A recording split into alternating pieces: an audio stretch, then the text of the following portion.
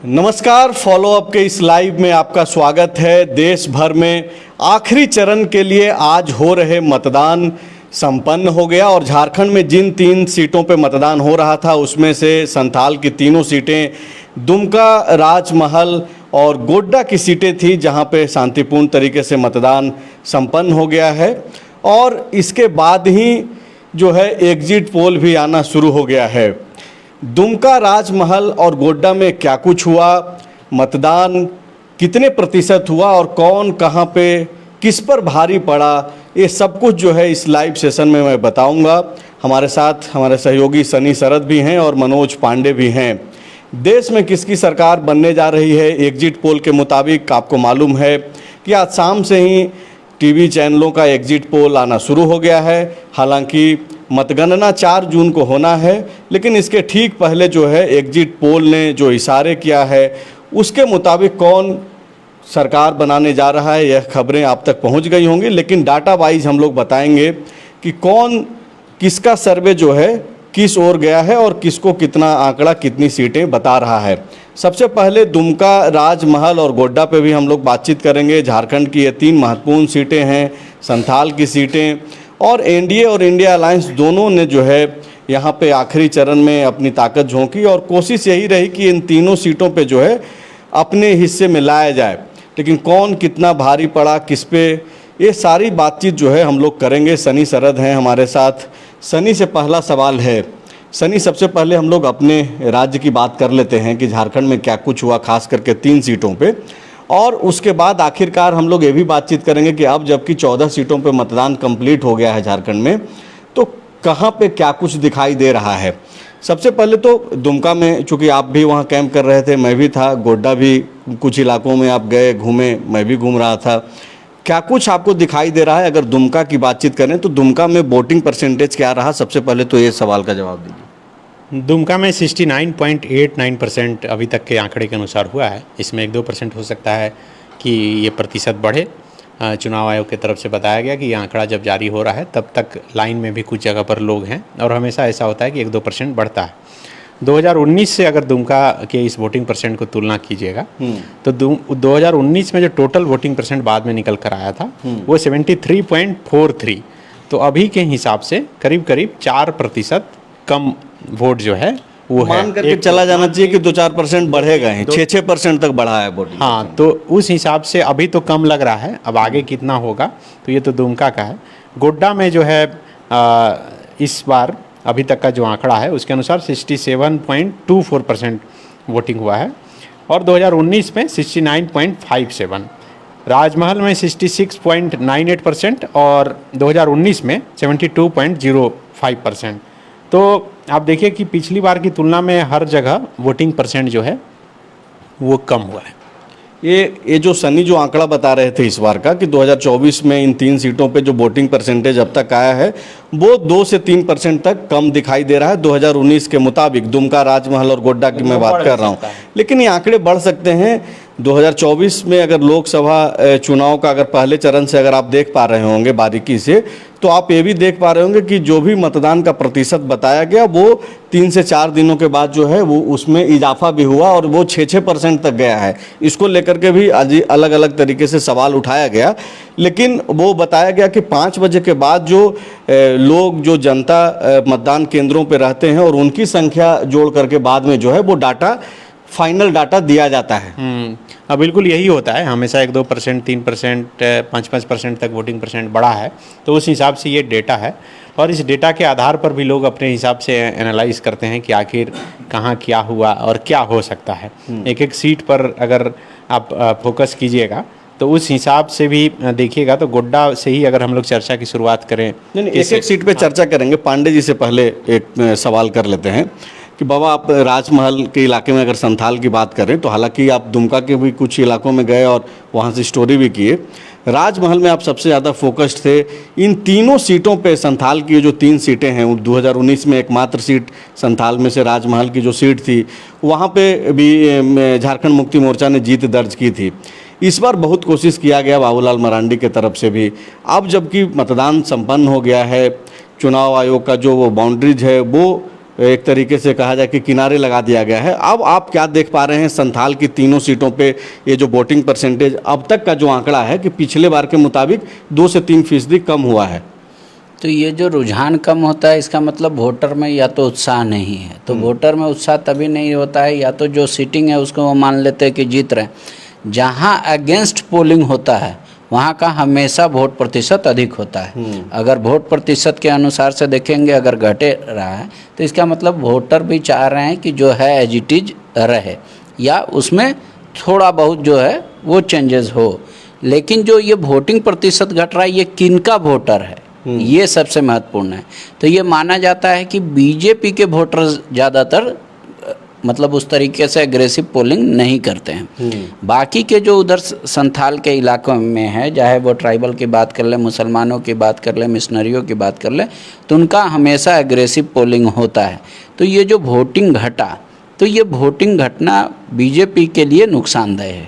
तो बीजेपी के लिए चिंता की बात है। हालांकि जो नेशनल मीडिया जो एग्जिट पोल के सहारे जो आंकड़ा बता रहा है झारखंड को लेकर के खास करके, वो एक तरीके से देखें तो जैसा कि पांडे जी बता रहे हैं वो बीजेपी के लिए जो है नुकसान दिखाने वाली बातचीत है।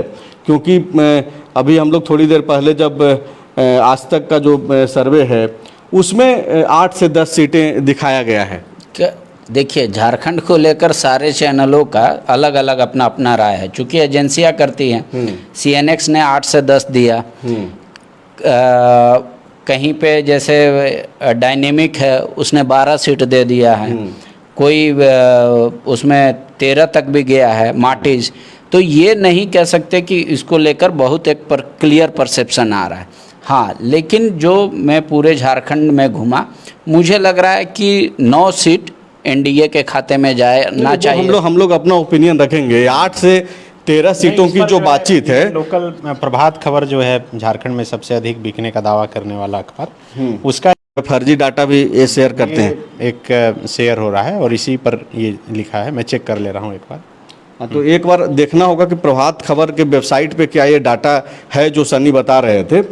पंडित जी, अगर हम लोग ये नेशनल मीडिया का जो डाटा है उसके मुताबिक अगर हम लोग बातचीत करें तो ये 8 से 13 सीटों तक जो है ये जो आंकड़ा है वो जाता हुआ दिखाई दे रहा है। सनी ने प्रभात खबर के जो है वेबसाइट पे इंस्टा आईडी है क्या, ये इंस्टाग्राम पे प्रभात खबर के तरफ से जो ग्राफिक बनाया गया है और वो ग्राफिक जो है आप यहाँ पे स्क्रीन पे भी देख सकते हैं, जिसमें दिखा रहा है कि 8 से 10 सीट और आजसू को जो है 1 सीट, कांग्रेस 2 से 3 और जेएमएम 2 से 3, अदर्स में भी 1 आ रहा है। तो 8 1 9 2 11 2 13 और 1 14। इंडिया टुडे एक्सिस माई इंडिया का वो दिखा रहे हैं। ओ अच्छा, प्रभात खबर का अपना डाटा नहीं है, ये भी प्रभात खबर के पेज पे भी जो डाटा है वो भी डाटा प्रभात खबर का खुद का नहीं है। जिस तरीके से हम लोग दूसरे चैनल्स का डाटा को लेकर के यहाँ पे आपके समक्ष हाजिर हो रहे हैं और उसके मुताबिक जो बता रहे हैं प्रभात खबर भी उसी हिसाब से वो डाटा दिया है।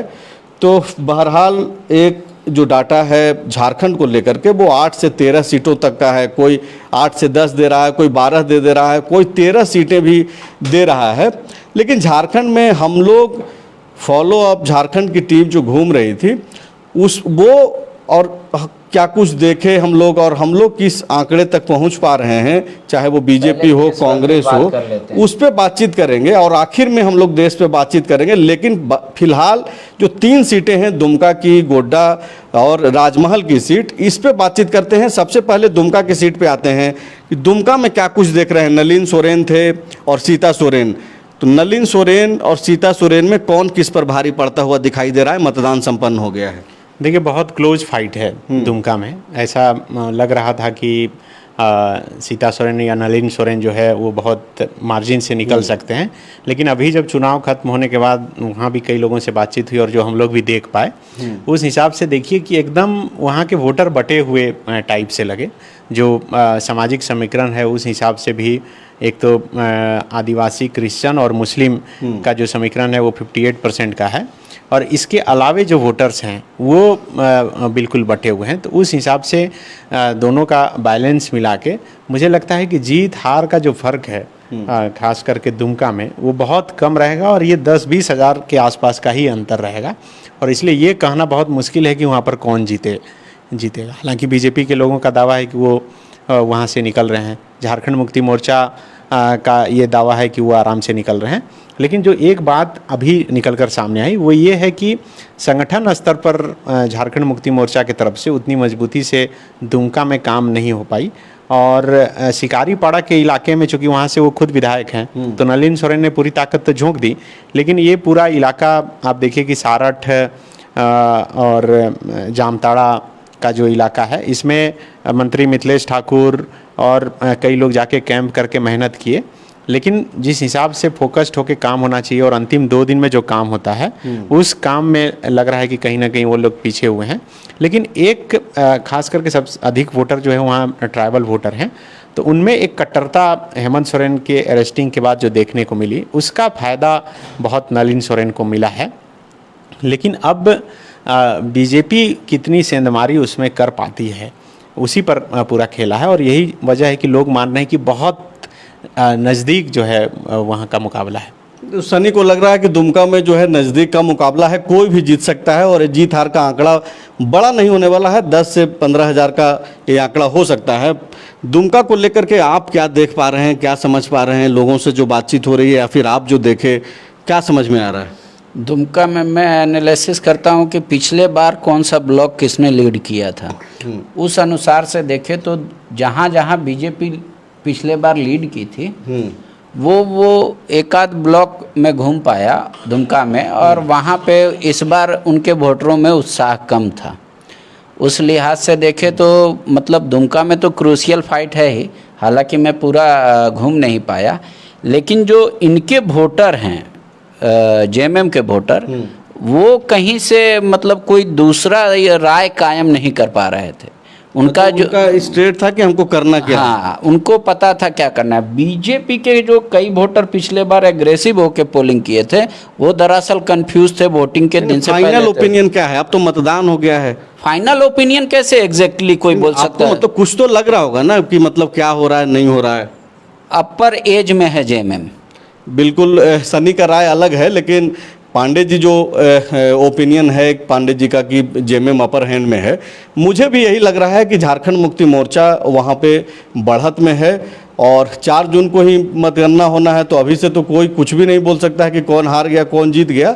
लेकिन दुमका में जो है बढ़त में दिखाई दे रहा है, झारखंड मुक्ति मोर्चा वहाँ पे जो है लीड लेता हुआ दिखाई दे रहा है। उसके पीछे की कई सारी वजहें हैं। एक वजह तो खुद सनी सरद भी बता रहे हैं कि ट्राइबल्स वोटों में सेंधमारी उस स्तर पे नहीं हुई जैसा कि पिछले चुनावों में होते रहा है बीजेपी की तरफ से। इस बार हेमंत सोरेन के जेल में रहने के कारण जो है ट्राइबल्स वोट जो है एक तरफा जो है उन्होंने वोटिंग किया, और वोटिंग पैटर्न इसी तरीके को देखने को मिला वहाँ पे। और इसी आधार पे हम लोग ये दावा कर रहे हैं कि झारखंड मुक्ति मोर्चा दुमका में जो है बढ़त के साथ है।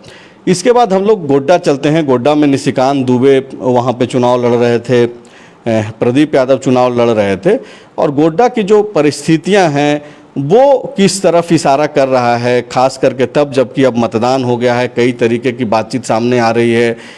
कई सारी ऐसी जो चीज़ें हैं वो निशिकांत दुबे को परेशान करने वाली है, कुछ चीज़ें ऐसी भी है जो प्रदीप यादव को झटका देने वाला है। तो सनी से पूछते हैं कि गोड्डा को लेकर के क्या आप देख पा रहे हैं और गोड्डा में क्या समझ पा रहे हैं? दर्शकों को अगर आप बताना चाहें तो गोड्डा में क्या होने जा रहा है?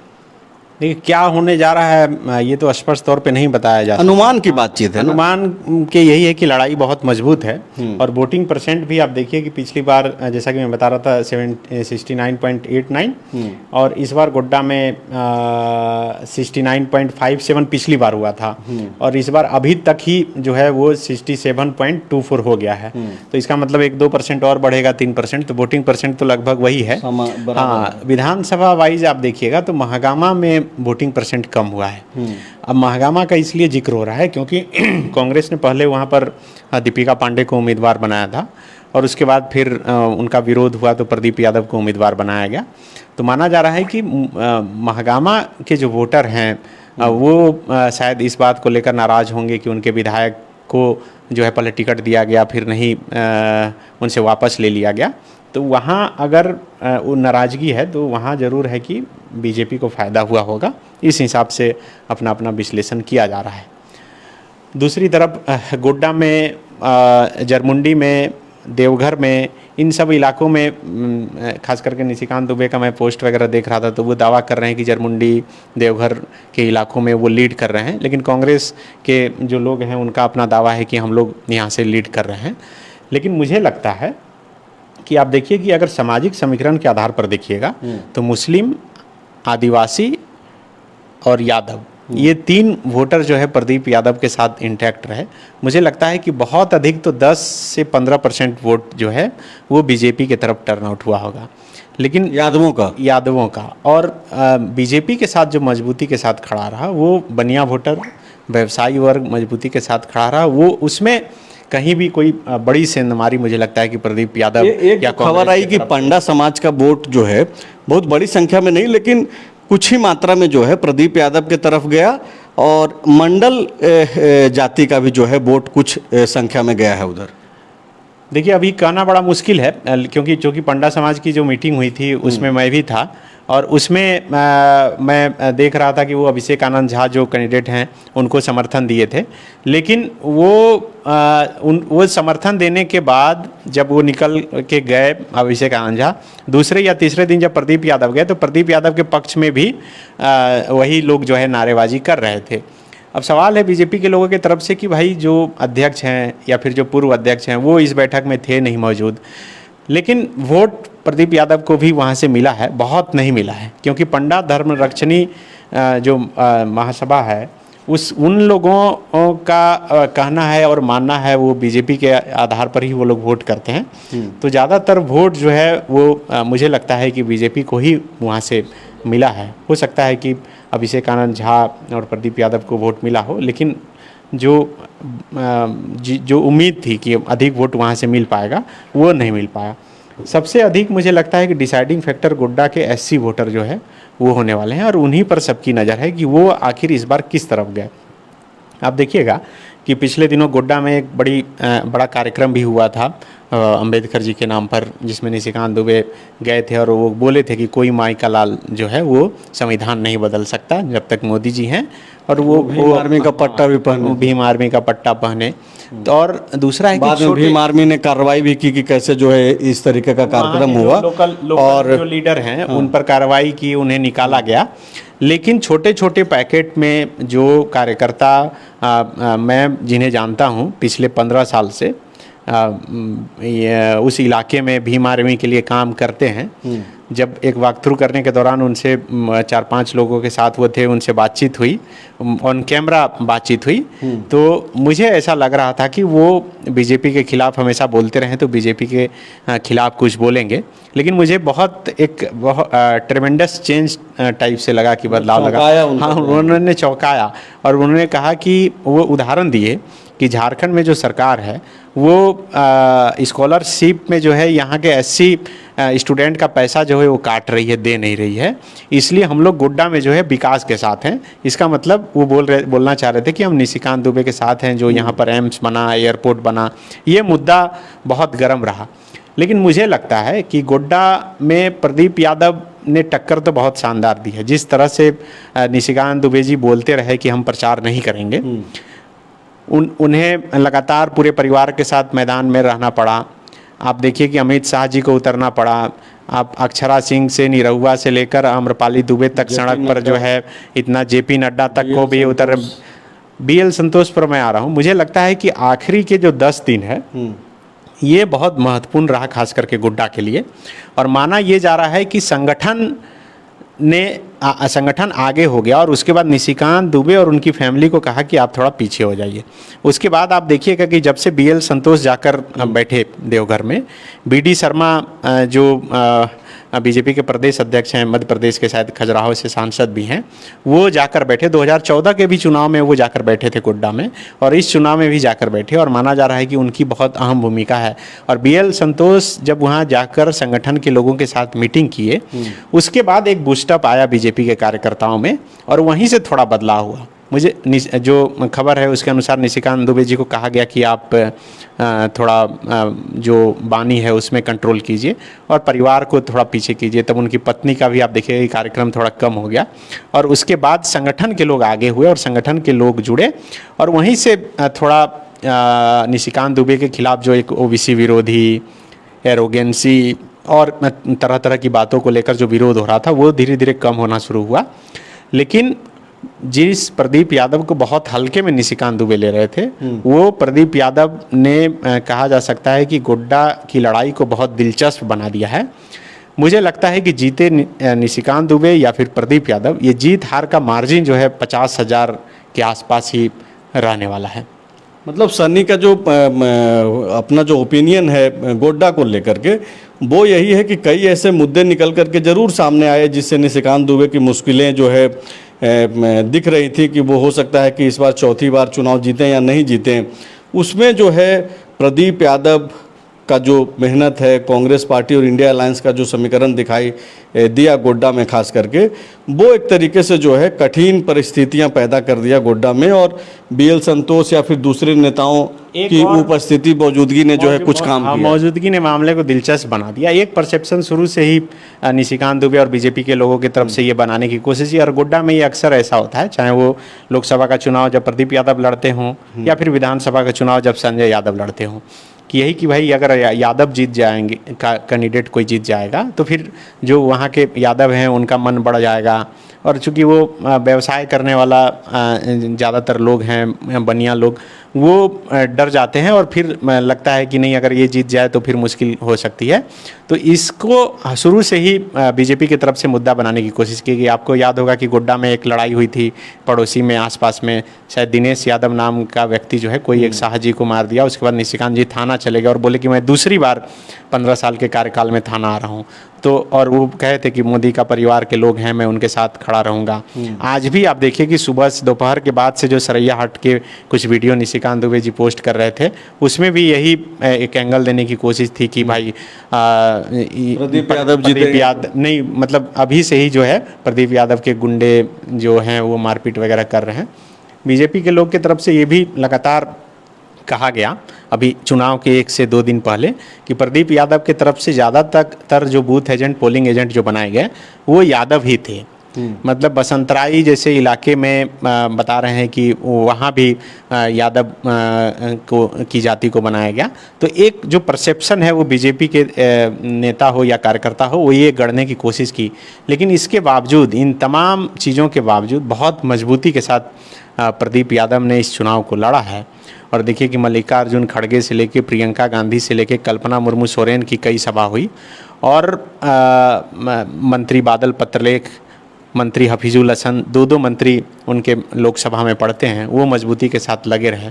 और यही वजह है कि ये दोनों दावा कर रहे हैं कि मधुपुर और जनमुंडी से हम लोग लीड करके दे रहे हैं। तो अब है कि सवाल कि महागामा से जो वोटिंग परसेंट कम हुआ है तो क्या वहाँ से निशिकांत प्रदीप यादव लीड करेंगे या नहीं, क्योंकि दीपिका पांडे के सामने ये एक बड़ी चुनौती है कि भाई ये मैसेज नहीं चला जाए कि हमको टिकट नहीं मिला तो हम हमारे विधानसभा से जो है कहीं कम नहीं हो जाए। तो वो शुरू से कहते ही रही थी कि हम जो है यहाँ से लीड करा कर देंगे। तो बहुत मामला दिलचस्प है कि अब उनकी नाराज़गी का कितना असर होता है। दूसरी तरफ अगर बीजेपी की तरफ से देखिए तो बीजेपी की तरफ से जो नारायण दास हैं देवघर के विधायक, वो बहुत मुझे नहीं लगता कि मुखर होकर दिखे इस चुनाव में, साइलेंट ही रहे और एक होटल में ज़्यादातर बैठे हुए ही देखे गए। तो और दूसरी तरफ अमित मंडल हैं, पूर्व विधायक महागामा के अशोक भगत हैं, ठीक है अपने स्तर पर वो मेहनत करते रहें, लेकिन इस पूरी लड़ाई में लास्ट में भले संगठन आए लेकिन निशिकांत दुबे जो है अकेले मैदान में लड़ते हुए दिखे। ये तमाम सेंट्रल के लीडर तो उतरे लेकिन स्टेट के ज़्यादातर लीडरों ने उन्हें या तो ये सोच के छोड़ दिया। कई बीजेपी के नेताओं से दुमका में मेरी बातचीत हुई तो वो लोग बोल रहे थे कि निशिकांत जी को क्या ज़रूरत है, वो तो खुद इतने स्ट्रांग हैं, अकेले ही ताकतवर है। फाइनल तो क्या आपका ओपिनियन है गोड्डा को लेकर के, क्या देख पा रहे हैं, कौन भारी पड़ रहा है, क्या ये आपको लग रहा है या फिर आप उसी समझ पे अभी तक राय कायम रख रहे हैं कि कोई भी जीत सकता है, चाहे वो प्रदीप यादव भी जीत सकते हैं और निशिकांत दुबे भी जीत सकते हैं, लेकिन वो अंतर 50,000 का होगा? देखिए फाइनल यही है कि 100 आदमी से मैंने अगर बातचीत की घूमने के दौरान 100 आदमी में 70 व्यक्ति ने कहा कि लड़ाई बहुत मजबूत है, लेकिन गिनती में 50 आदमी ने कहा कि जीत निशिकांत दुबे ही जाएंगे, चाहे वो 1 वोट से क्यों न जीते। तो मतलब फिर 50-50 पे आ गया। हाँ, फिर वही चांस है। क्या लग रहा है पांडे जी, गोड्डा में क्या होने जा रहा है? कुछ बातचीत वगैरह हुआ, फीडबैक लिया आप? देखिए, गोड्डा में जो ये है कि इस बार हर सीट पर, झारखंड के हर सीट पर फाइट हुआ, उसी का परिणाम गोड्डा में भी देखने को मिला। कोई वहाँ बहुत परिवर्तन नहीं था। और निशिकांत दुबे की पहले भी लड़ाई हो चुकी है, जब जेबीएम में थे प्रदीप यादव, तो उस एज को लेवे। इस बार परिस्थितियां बदली है। 10 साल का एंटी इनकम्बेंसी लेकर उतरे थे निशिकांत दुबे, और वो तो 15 साल का व्यक्तिगत लेके उतरे थे। तो वहाँ पे हर लोकसभा में, जहाँ पे परसेंटेज बहुत हाई था जीत का, हर लोकसभा में 1 से 1.5 लाख वोट कम पड़ रहे थे बीजेपी के पक्ष में। ये अमूमन हर लोकसभा में 14 में देखा गया। तो अब वहाँ पे परिस्थिति देखिए। लेकिन एक जो तबका, जो वो आपको बताया कि वहाँ पे एक बड़ा तबका ये है जो ये समझता है कि निशिकांत दुबे के रहने से लड़ाई उनकी जो भी होती है वो व्यक्तिगत स्तर पे नहीं होती, चंदा चिट्ठा के स्तर पे नहीं होती, तो वो मतलब सरकार के स्तर पे या स्वयं मुख्यमंत्री से लड़ते हैं, चाहे जिस तरीके से। तो एक अपर एज तो निशिकांत जी को जरूर ही दिख रहा है, जो बातचीत से लगा। हालांकि मैं उन क्षेत्रों का दौरा नहीं किया, लेकिन जितने लोगों से मैंने बात किया, कोशिश किया मैं हर विधानसभा में बात करूं। और महागामा, जहां पे एक तरीके से कह ले एक बहुत बड़ा, मतलब यूं कह ले कि प्रदीप यादव या इंडिया अलायंस के वोटर है, अगर वहीं पे वोटिंग प्रतिशत कम हुआ है तो ये भी एक दुखद है प्रदीप यादव के लिए। तो गोड्डा को लेकर के सनी, शरद और मनोज पांडे की राय आप अब तक समझ गए होंगे कि यहाँ पे जो मुकाबला है वो कांटे का है। कोई ये नहीं बोल सकता है कि कौन जीत रहा है, कौन हार रहा है। जहाँ तक मुद्दे की बात है, एक मुद्दा ज़रूर ये बना, आम लोगों में एक परसेप्शन बिल्डअप करने की ज़रूर कोशिश हुई कि अगर प्रदीप यादव जीतते हैं तो वहाँ पे यादवों का जो है मन बढ़ जाएगा और उसका नुकसान जो है वहाँ के व्यवसायी वर्ग को होगा। लेकिन इसी के सामने जो है एक राय ये भी बनी कि जिस तरीके से ईडी और इनकम टैक्स का छापा हमेशा पड़ते रहा है और निशिकांत दुबे की जो भूमिका है उस पर भी सवाल होते रहा, तो व्यवसायियों का ही एक वर्ग जो है इस सवाल से भी जो है जूझते रहा कि अगर फिर से निशिकांत दुबे जीतते हैं तो फिर से ये जो आईटी और इन ईडी और इन सब तरीके की जो कार्रवाइयाँ हैं वो बढ़ सकता है।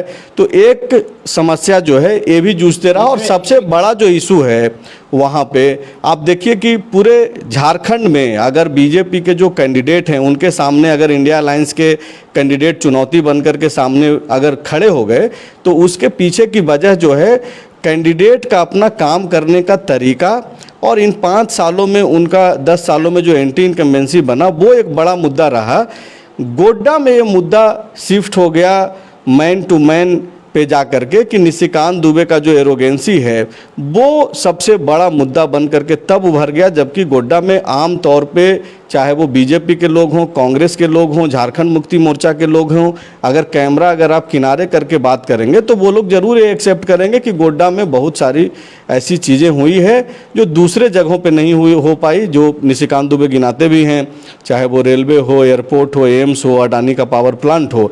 लेकिन इन तमाम चीज़ों पे एक चीज़ जो भारी पड़ा वो निशिकांत दुबे का एरोगेंसी भारी पड़ा। और आपको मालूम है, जो भी दर्शक इस वक्त जुड़े हुए हैं या फिर बाद में देखेंगे, झारखंड में बीते चुनाव में मुख्यमंत्री रघुवर दास मुख्यमंत्री रहते भर में जो है वो अपना विधानसभा का चुनाव हार गए थे।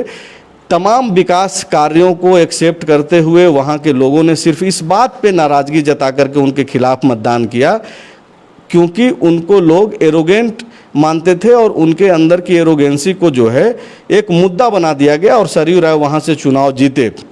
आप देखिए कि इसी तरीके का एरोगेंसी जो है निशिकांत दुबे और प्रदीप यादव के मुकाबले के बीच में सबसे बड़ा इशू रहा। बाकी जो साइड जो अलग अलग जो मुद्दे थे, मैं उसको साइड रोल मैं मानता हूं कि वो सारे मुद्दे जो है साइड रोल इसलिए भी मानता हूं क्योंकि आप देखिए कि ज़्यादातर विकास कार्य होने के बावजूद क्यों ऐसा रहा कि निशिकांत दुबे की जो है मुश्किलें दिखाई देने लगी, बहुत सारा उनको रणनीति में बदलाव करना पड़ा। तो वो जो सबसे बड़ा एक इशू जो मैं मानता हूँ, मैंने लिखा भी है कि एरोगेंसी जो है वो बीजेपी के लिए जो है एक परेशानी की सबब बनी। बाद में हर सीट की तरह यहाँ पे भी मोदी जी के नाम पर बीजेपी के लोग एकजुटता के साथ निशिकांत दुबे के साथ गए। लेकिन एक खबर जो चिंता करने वाली है वो ये है, जो देवघर से निकल करके आई, कई सारे साथियों से जो हमने भी बातचीत की उसमें ये पता चला कि पंडा समाज के भी कुछ लोगों का वोट जो है प्रदीप यादव के तरफ गया है, यादवों का भी वोट निशिकांत दुबे के तरफ गया है। तो इस तरीके का जो समीकरण बना है उसके आधार पे जो सनी शरद बोल रहे हैं, जो मनोज पांडे बोल रहे हैं, हम लोग इसी और मैं भी इसी राय पे हूँ कि गोड्डा में जो मुकाबला है वो कांटे का है। हम लोग अभी इस स्थिति में नहीं हैं कि जैसा कि दुमका को लेकर के मैंने और मनोज पांडे ने कहा कि वहाँ पे जेएमएम अपर हैंड में है। गोड्डा में यह बातें हम लोग कहते हुए नहीं दिखाई दे रहे हैं। वो उसके पीछे की वजह है कि वो समझ डेवलप नहीं हो पाई। समझ यही कह रहा है कि वहाँ पे जो है कांटे का मुकाबला है, निशिकांत दुबे भी जीत सकते हैं और प्रदीप यादव भी जीत सकते हैं। एक और जो मुद्दा गोड्डा में शुरू से रहा ये कि भाई निशिकांत दुबे ओबीसी विरोधी हैं, वहाँ के खास करके जो प्रेमनंदन मंडल और ओबीसी समाज के जो नेता हैं वो लगातार कैंपेनिंग करते रहे। लेकिन मुझे लगा कि अंतिम आते तक ये मामला बिल्कुल विलुप्त हो गया। यहाँ तक कहा गया कि रघुवर दास जब चुनाव हारे थे तो निशिकांत दुबे का उसमें योगदान था। मैंने इंटरव्यू जब किया उनसे सवाल भी पूछा तब वो बोले भी कि आप मुझे जो है शिव बना दीजिए, शंकर बना दीजिए कि हम किसी को भी हरा सकते हैं, किसी को भी जिता सकते हैं। मतलब उनका कहना साफ था कि ऐसा बिल्कुल नहीं है, भले ही परसेप्शन बनाने की ये कोशिश की जा रही है। ये बहुत बड़ा मुद्दा बना रहा शुरू से ही कि ओबीसी विरोधी हैं और ये वो, लेकिन अंतिम तक मुझे लगता है कि ये बिल्कुल गायब रहा। और यही वजह है कि खास करके जो ओबीसी वोटर हैं, जो बनिया वोटर हैं, वो बीजेपी के साथ बने रहे। निशिकांत दुबे को देखकर नहीं बल्कि मोदी को देखकर वो उनके साथ गए। एक जो सबसे बड़ा इंटरेस्टिंग, ये तो हालांकि पूरे देश में रहता है लेकिन गोड्डा में देखने को मिला, जो शहरी इलाके हैं वहाँ एकदम एकमुश्त बीजेपी को वोट मिला। लेकिन जो ग्रामीण इलाके हैं, मैं कई इलाके के लोगों से बातचीत कर रहा था अभी, जैसे कि मोहनपुर के एक बूथ है, वहाँ पर कुल 1910 वोट थे। वो बता रहा था जो व्यक्ति है, पत्रकार ही है, कि 1910 वोट था और उस 1910 में से 1446 वोट प्रदीप यादव को मिला। मतलब जो पोलिंग एजेंट बैठे थे उस हिसाब से जो वो लोग काउंट करते हैं। तो ये इसके अलावे पथरगामा का इलाका है, माछीदाड़ वगैरह, वहाँ के लोगों से जब बातचीत मैंने किया तो वो बोले कि हम लोग का जो बूथ है वहाँ पर 1-2 वोट भी बीजेपी को नहीं मिला है। तो कई ऐसे बूथ हैं खास करके गोड्डा लोकसभा के ग्रामीण इलाके के जहां पर प्रदीप यादव को लगभग 80% वोट मिले हैं, कांग्रेस को वोट मिले हैं। इसलिए मैं बोल रहा हूं कि बहुत मुश्किल है ये अनुमान लगाना कि कौन जीत जाए। अगर कोई निशिकांत जीत जाए या प्रदीप जीत जाए, ये हैरानी वाली बात नहीं होगी कि निशिकांत दुबे हार भी गए या फिर प्रदीप यादव जीत भी गए। तो ये बहुत सस्पेंस वाला है। हालांकि बीजेपी के लोग मान रहे हैं कि वो 50,000 से 1 लाख के आसपास के वोट से बीजेपी कांग्रेस का तो अपना दावा रहता ही है और पॉलिटिकल पार्टियों का ये दावा करने का उनका अधिकार भी है। लेकिन गोड्डा जैसे सेफ सीट पे अगर इस तरीके की बातें हो रही है तो एक तरीके से देखा जाए कि बीजेपी के लिए जो है ये चुनौती है और बीजेपी के लिए एक बड़ा सवाल है कि गोड्डा जैसे सीट पे इस तरीके की बातें ही क्यों हो रही है। और संथाल की ये तीनों सीटें, अभी तो हम लोग दुमका के बाद गोड्डा पे बातचीत कर रहे हैं, अब राजमहल पे आते हैं। राजमहल में झारखंड मुक्ति मोर्चा ने 2019 में जीत दर्ज की और विजय हांसदा वहां से चुनाव लड़ रहे हैं और नलिन सोरेन ताला मरांडी बीजेपी से चुनाव लड़ रहे थे। इन दोनों के बीच में एक उम्मीदवार जो जेएमएम के बागी विधायक, उन्होंने चुनाव लड़ा, पांडे जी वहां पे कैंप कर रहे थे। राजमहल को लेकर क्या असेसमेंट है? वो राजमहल में तो स्थिति 10 साल से वो बनी रहेगी मेरे अनुसार से। तो झारखंड मुक्ति मोर्चा को वहां बढ़ते हैं। हाँ बिल्कुल, बहुत अच्छी खासी बढ़ है। जो एक लोबिन हेम्ब्रम करने की कोशिश कर रहे थे, तो वो लोबिन हेम्ब्रम चुनाव शुरू होने से पूर्व, मतलब ऐलान होने के बाद जो उनका बना माहौल, लेकिन वो माहौल आखिरी तक नहीं बन पाया। तो बोरियो से भी लीड करेंगे कि नहीं करेंगे ये कहना मुश्किल है, क्योंकि बोरियो से स्वयं ताला मरांडी आते हैं, बोरियो से स्वयं लोबिन हेम्ब्रम भी आते हैं। तो ये कहना फिलहाल मुश्किल है कि बोरियो से वो लीड करेंगे कि नहीं करेंगे। और वो जेएमएम का वो सर बोरियो में ये भी कर रहे हैं, मैं नाम कर रहा हूँ, जो राजमहल अभी बीजेपी छोड़ करके एमटी राजा। वीडियो में जो मेहनत कर रहे हैं झारखंड मुक्ति मोर्चा के जो विराजमान से हेमलाल मुर्मू, हाँ, हेमलाल मुर्मू कर रहे हैं। हेमलाल चूंकि वो पूरे राजमहल लोकसभा सीट में ताकत लगा रहे थे, लेकिन वो भविष्य के तौर पे देख रहे हैं, तो इसलिए वो ज़्यादा फोकस कर रहे थे। और ये वो इसलिए भी कह रहे हैं कि जेएमएम वहाँ लीड करेगी, कि आपस की लड़ाई है वहाँ पर, लोबिन हेम्ब्रम वर्सेस